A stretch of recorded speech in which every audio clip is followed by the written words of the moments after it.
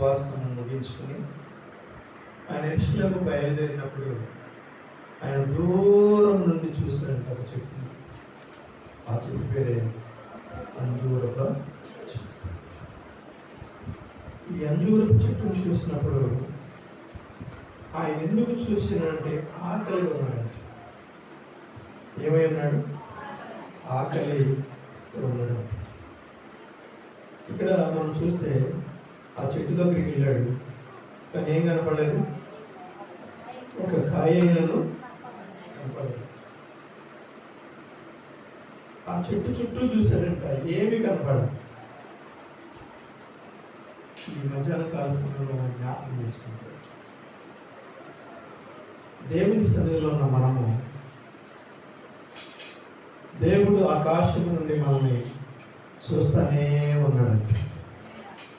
ఏం చేస్తున్నాడు ఆయన? ఏం చేస్తున్నాడు ఆయన? చూస్తున్న దేవుడు ఆయన. ఆయన ఎవరిని చూస్తున్నాడంటే, ఎవరైతే ఆయన ప్రేమిస్తూ ఉంటారో, ఎవరైతే ఆయన ఇష్టలు ఉంటారో ఆయన చూస్తూనే ఉంటాడంట. మనం చూడండి, మన బిడ్డల కొరకు మనం ఎదురు చూస్తూ ఉంటాం.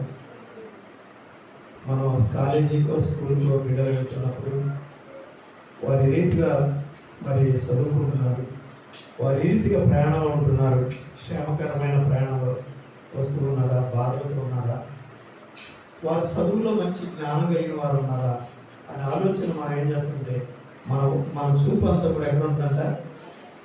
మొట్టమొదటి బిడ్డల మీద ఉంటుంది.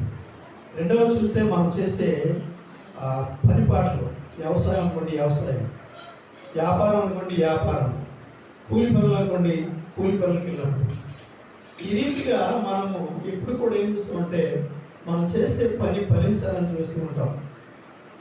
దేవుడి భూమి మీదకి వచ్చినప్పుడు, ఆయన భూమి మీదకి వచ్చినప్పుడు ఆయన ఏ నిమిత్తం వచ్చినాడంటే, ప్రతి ఒక్క వ్యక్తి కూడా ఫలించాలి, అది అభివృద్ధి పరచబడాలి, వారు ఒక ఉన్నతమైన స్థితిలో ఉండాలి.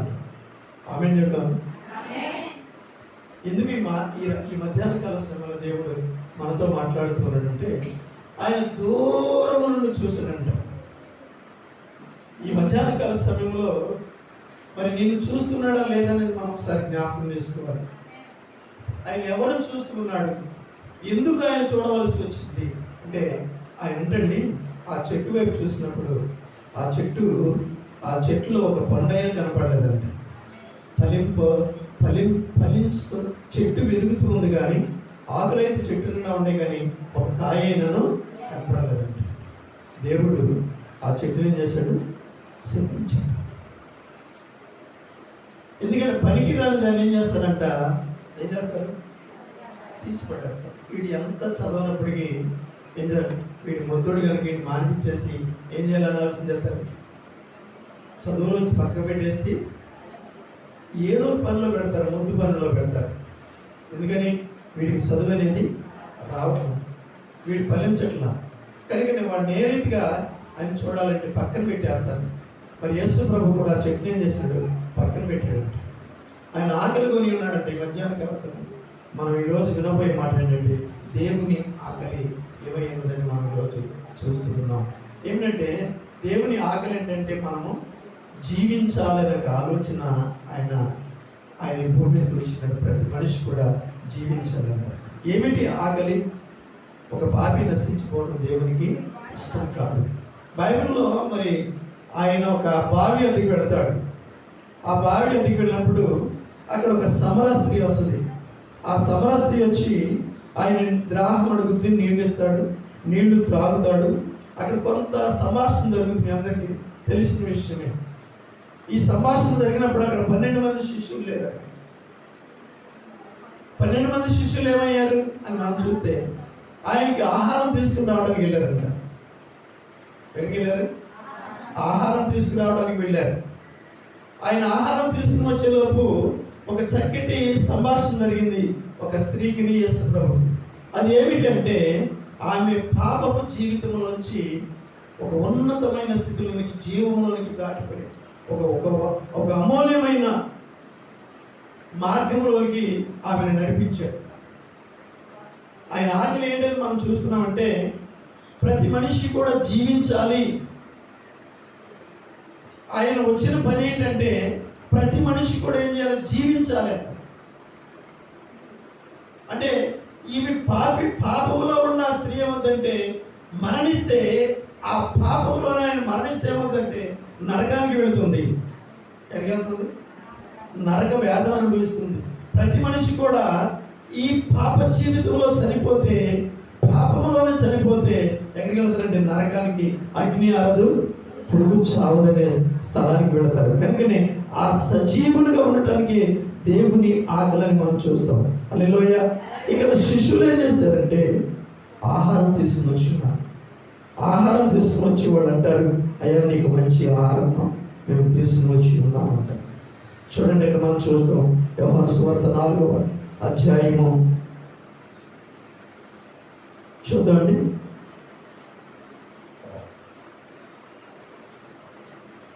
30వ వచనము ఒకసారి మనం చూద్దాం.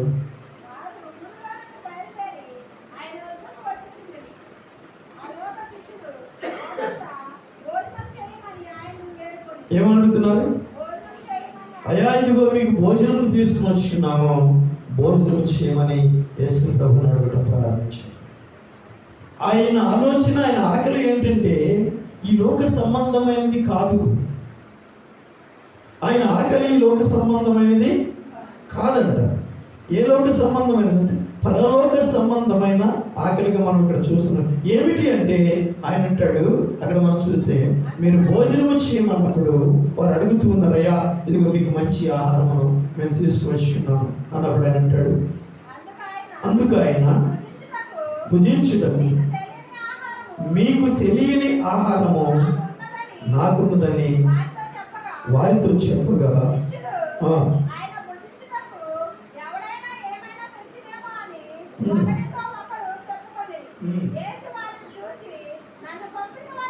నన్ను పంపిన వాని చిత్తము నెరవేర్చుటయే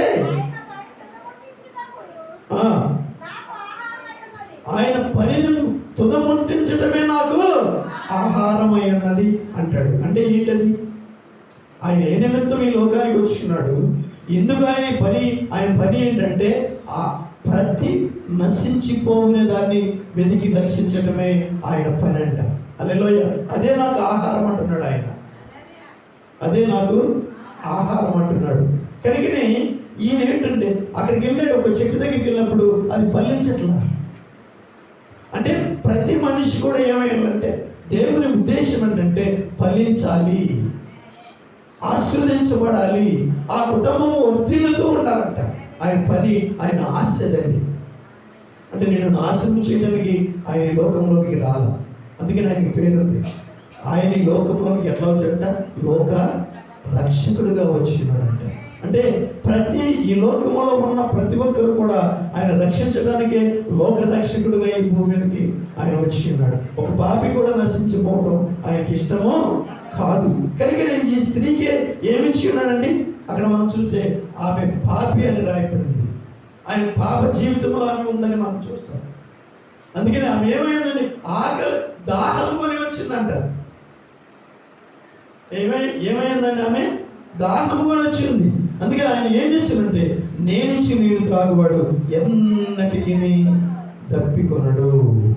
అంటే ఏమైంటది?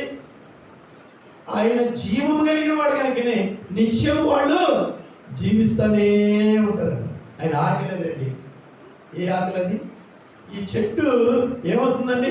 ఆకులు ఉన్నాయి కానీ ఒక ఫలమైనను లేదండి. హల్లెలూయా. అంటే ఫలించే చెట్టుని ఏం చేస్తారు? ఇక్కడ మన ఇంటికాడ ఒక మొక్క నాటుతాం. ఆ మొక్క నాటినప్పుడు అది ఏమండి చెట్టు ఎంతగానో ఫలిస్తుంది. అంటే ఆకులుగా ఉంటుంది. కానీ ఒక కాయపోతే ఏం చేస్తుంది? దాన్ని ఏమండి నరికి తీసి అగ్నిలో పడవేస్తాడు. అదేవిధంగా దేవుడు ఏమంటాడంటే ఆ అంజూరపు చెట్టుని అక్కడ ఏం చేస్తుంటే, ఇక నువ్వు ఫలించవు. ఎందుకంటే ఆయన చూస్తున్న దేవుడు అంట. హల్లెలూయా. నిన్ను నన్ను నువ్వు ఏ రీతిగా జీవిస్తున్నావు? ఇక్కడ ప్రాముఖ్యమైన మాట ఏంటంటే, మన జీవితంలో ఎలా ఉన్నావు? నీవు మనిషి వైపు కనపడుతున్నావు, కానీ సమస్తము నీకు కనపడుతున్నావు, కానీ నీవు జీవించే వ్యక్తి వలె ఉన్నావా? నీ కుటుంబం జీవిస్తుందా? నీ కుటుంబం ఫలిస్తుందా? ఎక్కడి నుంచి ప్రారంభం అవ్వాలంటే నీ నుండే నీ కుటుంబం ఫలించాలి. హల్లెలూయా చెప్దామండి. నీ నుండే. ఒక చెట్టు పెట్టినప్పుడు ఏమండి, చెట్టు నుండి పళ్ళు వస్తాయా? పళ్ళు వేరుగా వస్తాయా? చెప్పండి. చెట్టు నుండి వస్తాయి కదా, వేరుగా వస్తాయా? ఆ చెట్టు మొక్క పెట్టిన తర్వాత, గింజ నాటిన తర్వాత, ఆ గింజ పెరిగి పెద్దదైన తర్వాత అది ఏం చేస్తుంది? ఫలాలు ఇస్తాయి. కనుక ఇప్పుడే ఈ సమయంలోనే నువ్వేమవ్వాలండి? చూడండి, నువ్వేమై ఉండాలంటే నీవు ఒక ఫలాలు ఇచ్చే చెట్టు వల్లే ఉండాలి. హల్లెలూయా, హల్లెలూయా. అప్పుడు దేవుడు ఆనందిస్తాడంట, దేవుడు అప్పుడు సంతోషిస్తాడంట. కనుక నువ్వు ఫలించాలని దేవుని ఉద్దేశమైనది. అందుకని మనం చూస్తే ఏముందండి, మనం చూసినప్పుడు బైబిల్లో ఒక మాట ఉంది. ఒక యజమానుడు ఒక తోటలో ఒక అంజూరపు చెట్టు నాటాడంట. యజమానుడు ఏం నాటాడు? అంజూరపు చెట్టును నాటాడు. అంజూరపు చెట్టుకి ఫలాలు కాయట్లేదు. అక్కడ యజమానుడు ఏం చేస్తాడంటే వచ్చి పనివాడితో చెప్తున్నాడు, అయ్యా ఇది ఫలించట్లేదు కనుక దీన్ని నరికి పారవేయమన్నాడు. నరికి పారేయండి అంటున్నాడు. కానీ పనివాడు అంటాడు, అయ్యా నాకు ఇంకా సమయం ఇవ్వయ్యా అంటున్నాడు. ఈరోజు దేవుడు ఇక్కడ మనం ఫలించకపోవటానికి, ఒకవేళ నువ్వు అభివృద్ధి పరచబడటానికి కారణం నీవే. ఎవరైనా దేవుడు కాదు, దేవుడా? మనమే. మన కుటుంబం అభివృద్ధి పరచబడటానికి కారణం మనమే.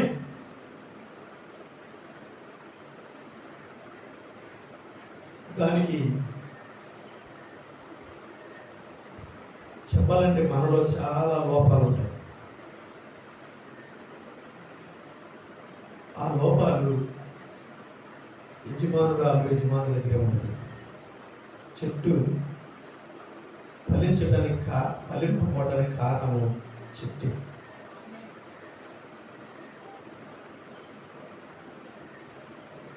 ఆ కుటుంబం ఆశ్రయించబడటానికి యజమానుడే కారణం.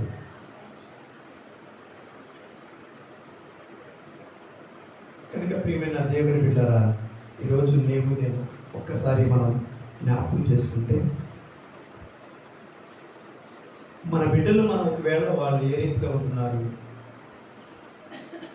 మన బిడ్డలు ఏ రీతిగా ఫలిస్తున్నారా లేదా, మనం నాటపడ్డాము, మన బిడ్డలు కూడా నాటపడుతున్నారు, వారు ఫలిస్తున్నారు లేదా అనేది మనం ఒకసారి జ్ఞాపకం చేసుకుని దానికి మనం ఏం చేయాలంటే బాధ్యత తీసుకునే వారు ఉండాలి. అంతా అయిపోయిన తర్వాత మనం ఎదుర్కొంటే ఫలితం అనేది ఉండదు. అంతా పోయిన తర్వాత ఎదుర్కొంటాం కదండి. అక్కడ 10 మంది కన్నికలు వెళ్ళారు, 5 మాత్రమే ఎక్కడికి వెళ్ళారు? ఆ పరలోక విందులోకి వెళ్ళారు. తర్వాత వారి డ్యూటీలు అయిపోయినాయి, 5 డ్యూటీలు అయిపోయినాయి, శాంతం అయిపోయింది. అయిపోయిన తర్వాత వాళ్ళు పెళ్లి కుమారుడు సిద్ధంగా ఉన్నాడు, కేకలు వేస్తున్నారు. వీళ్ళ డ్యూటీలు అయిపోయినాయి, వాళ్ళు వెళ్ళడానికి అవకాశము లేకపోయింది, నూనె అయిపోయింది. వాళ్ళు మళ్ళీ ఎదుర్కొనడానికి వెళ్ళారు, నూనె తెచ్చుకుంటారు, కానీ ఫలితం అనేది అది నీ యవ్వన కాలంలో ఉండగానే నీవు ఫలించడం ప్రారంభించు. నీవు కష్టపడుతున్నప్పుడే నువ్వు ఫలించడం ప్రారంభించాలి. నీవు కష్టపడుతుండగానే నీ బిడ్డలు ఏం చేస్తున్నారు ఆలోచన కలిగిన వారమై ఉండాలి. అప్పుడే నీ కుటుంబం ఆశ్రయించబడుతుంది. సమస్తమును కోల్పోయిన తర్వాత నువ్వేమి చేయవు. వాళ్ళు తిరిగి వచ్చేసారండి 5. వారి జీవితాల్లో చీకటి వెలుగనేది లేకపోయింది. మన జీవితాల్లో చీకటి రాకమునిపే. అందుకనే యేసు ప్రభు అంటాడు, మనం చూస్తే లూకా సువార్త 3వ అధ్యాయము 9వ వచనంలో ఒక మాట, అక్కడ ఆ యోహాను రాస్తూ అనుకుంటా, చూద్దాం ఒక మాట.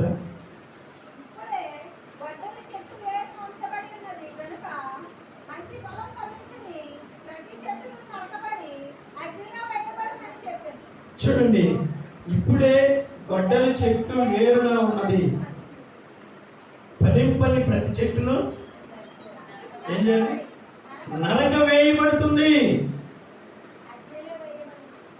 అది అగ్నిలో వేయబడుతుంది కనుక నువ్వేం చేయాలి? యజమానుడిగా నువ్వేం చేయాలి? కోల్పోయిన తర్వాత ఏమి చేయలేదు.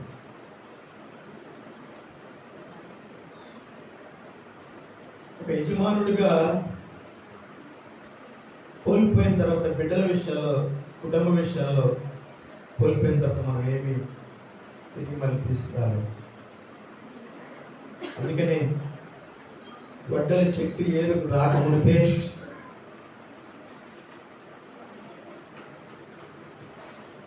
దాన్ని ఏ రీతిగా మనం ఫలింప చేయాలని మన ఆలోచన కలిగి మన దేవుని యొక్క సన్నిధిలో ప్రార్థిస్తూ పోయిన దాన్ని మనం సాధించలేము.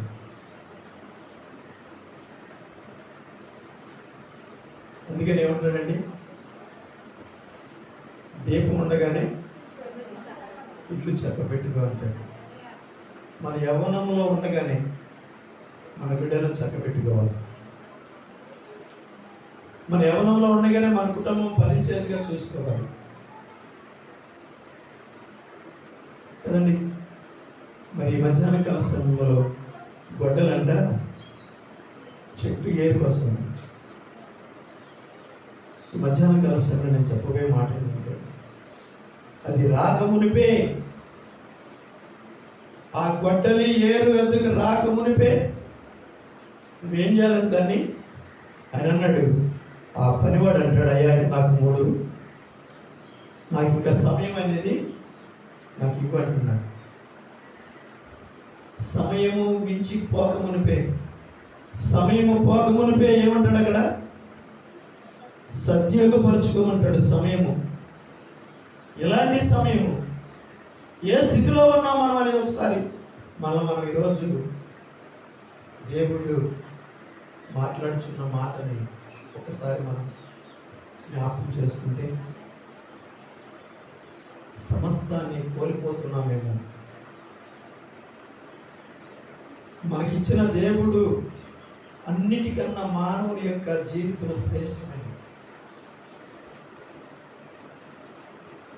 పక్షుల కన్నా కూడా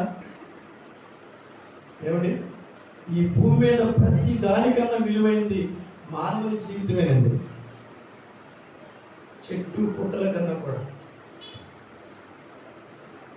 ఈ లోకంలో ఉన్న జీవిస్తున్న చూడండి అనేకమైన వాటికన్నా కూడా మానవుని జీవితం ఎంతో విలువైనది. ఆ విలువైన జీవితాన్ని మనం పోగొట్టుకుంటున్నామంటే కారణం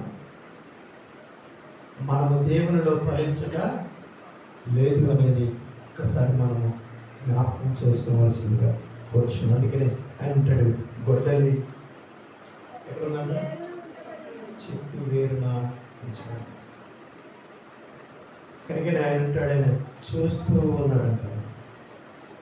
ఆయన చూస్తూ ఉన్నాడు, ఎప్పుడా అది ఫలిస్తుందా లేదా అనేది ఆయన చూసి ఒకే ఒక రోజున ఆయన నిన్ను ప్రశ్నించే దినము, చూసే దినము దేవుడు ఆయన చూస్తూ ఉన్నాడు. కనుకనే మనం జ్ఞాపకం చేసుకోవాల్సిందిగా జ్ఞాపకం చేసి చూడండి. అంటాడు, మనం చూస్తే ఆ గొడ్డలి ఎక్కడుందంట? అర్థమవుతుందా మీకు ఈ మాటలు? లైవ్లో కూడా చూస్తున్నారు. చూడండి, ఇక్కడ మనం ఫలింపకపోతే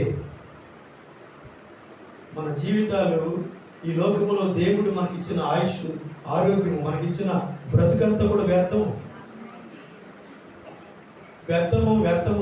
అని దేవుని యొక్క వాక్యము సెలవిస్తుంది. జీవితం కూడా వ్యర్థమని దేవుడు ఎంతో ప్రేమించి మనం ఈ లోకంలోనికి రావడానికి ఆయన ప్రణాళికలో ఒక ఏర్పాటు అయి ఉన్నాం. మనం మనిషి భూమి మీద పుట్టడానికి దేవుని ప్రణాళికలో ఉంది.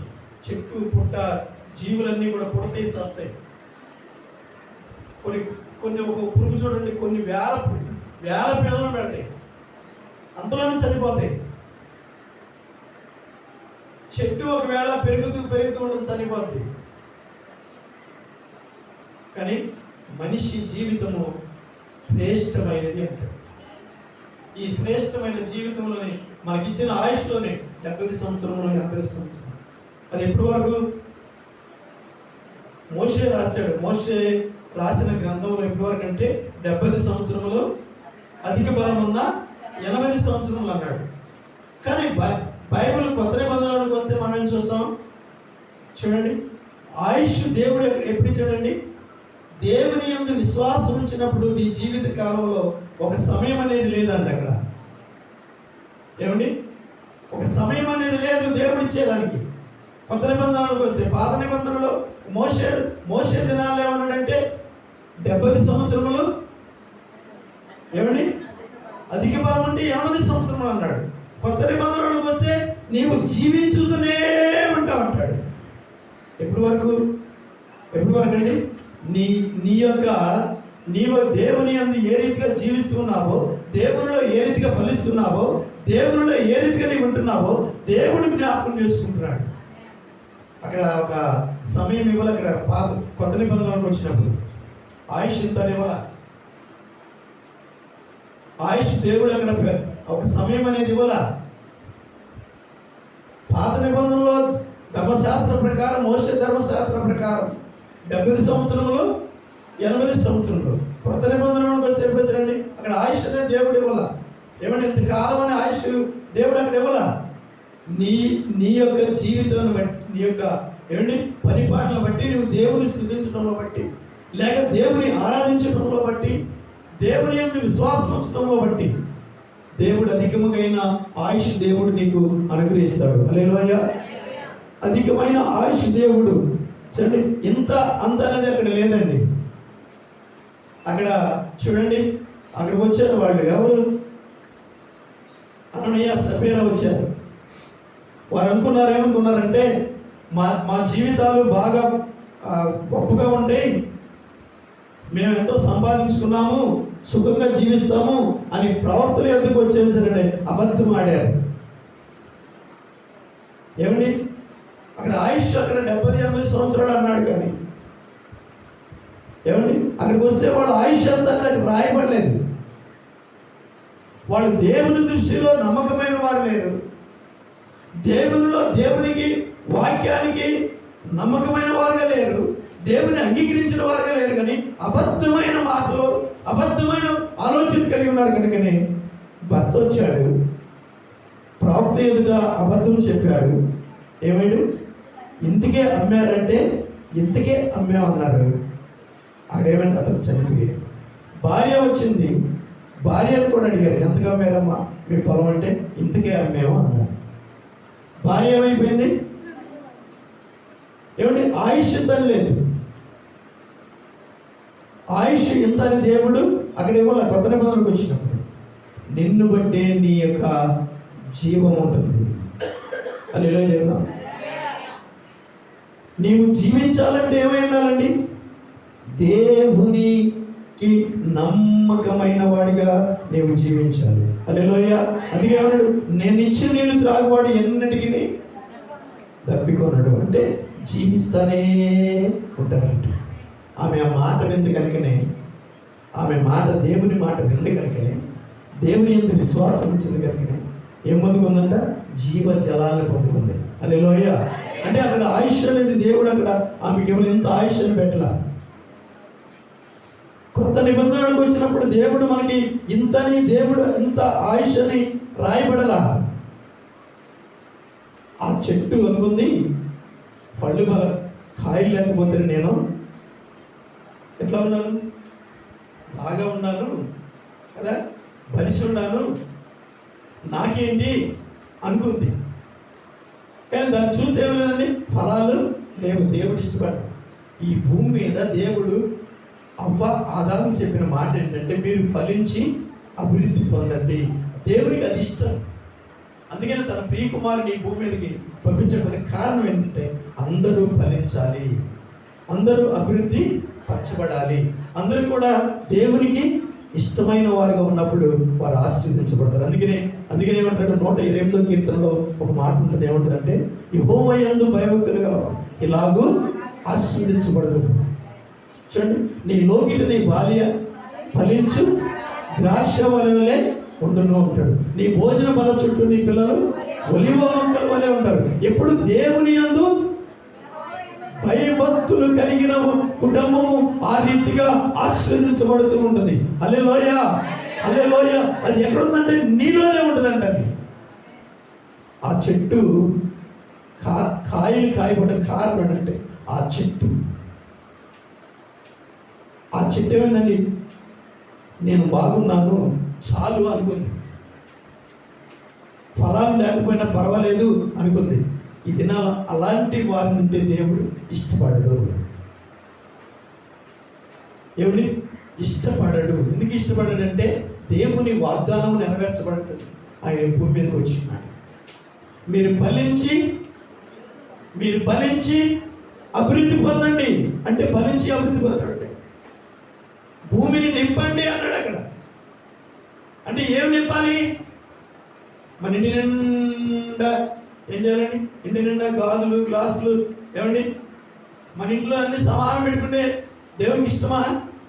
అవి దేవుడు ఇష్టపడ్డాడు. అన్ని ఇంటి నిండా బంగారం వేసుకుంటేది దేవునికి ఇష్టమా? దేవుడు ఇష్టపడ్డాడు. ఆయన ఏం కోరుకుంటాడంటే నీవు ఫలించాలి.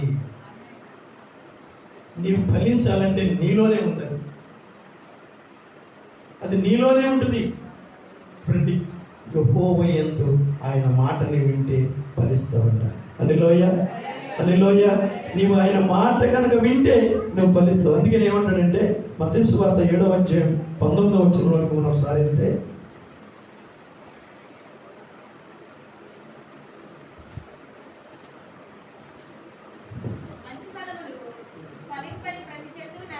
మంచి ఫలములు ఫలింపని ప్రతి చెట్టు ఏముందంట? నరకబడి అగ్నిలో వేయబడుతుంది అంటాడు. మంచి ఫలం ఫలింపని ప్రతి చెట్టు ఎక్కడ ఉందంట? గొడ్లు ఏరు నందుందంట. అది ఫలించాలంటే నువ్వేమాలి? ఎందుకని అంటాడంటే నేనే నిజమైన ద్రాక్షవల్లి, మీరు నాలో అంటకట్టబడండి, అప్పుడు మీరు ఫలిస్తారంట. గొడ్రాలు శారా గొడ్రాలు, శారా కోడలు కూడా గొడ్రాలే కదా. దేవుడు ఇడిచిపెట్టాడండి. దేవుడు ఇడిచిపెట్టలా. శారా కోడలు ఎవరు? ఏమండి? రెబెకా కూడా గొడ్రాలు. దేవుడు వారిని కూడా విడిచిపెట్టలేదు.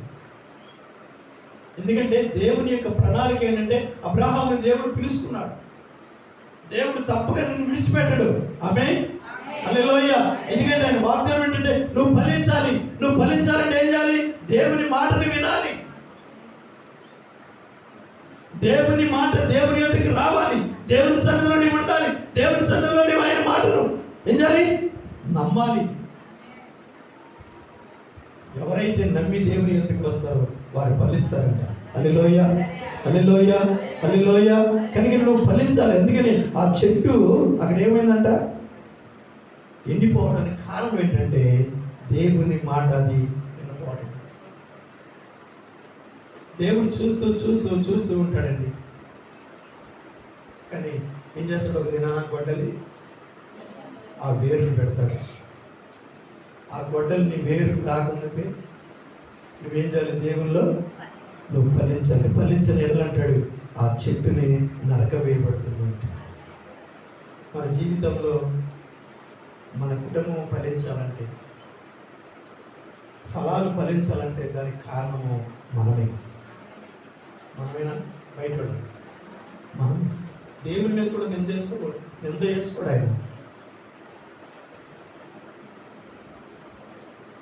ఆయన ఎప్పుడు కూడా ఆయన మీద నిందలు పడవు. ఆయన ఎవరిని విడిచిపెట్టలా. దేవుడు పిలిచిన వారిని ఎవరిని విడిచిపెట్టలా. దేవుడు ఈరోజు ఇక్కడ మనం ఉన్నామంటే దేవుడు మనల్ని విడిచిపెట్టే దేవుడు కానే కాదు. ఎన్నడూ విడిచిపెట్టడం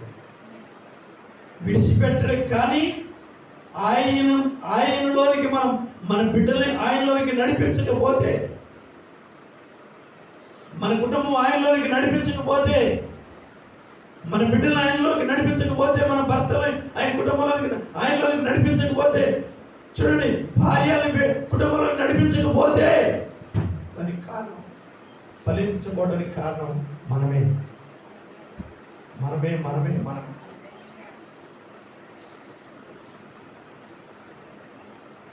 దానికి పశ్చాత్తాపడిన ప్రయోజనం అనేది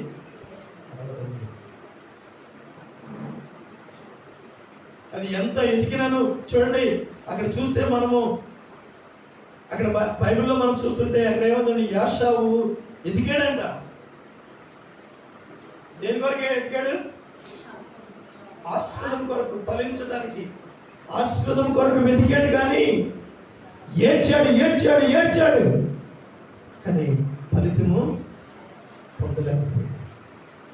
నువ్వు ఎంత ఏడ్చినా దేవుడు అంటాడు, నువ్వు సమస్తం కోల్పోయావు కనుక నీ యొక్క ఏముందండి గొడ్డలు ఉందండి.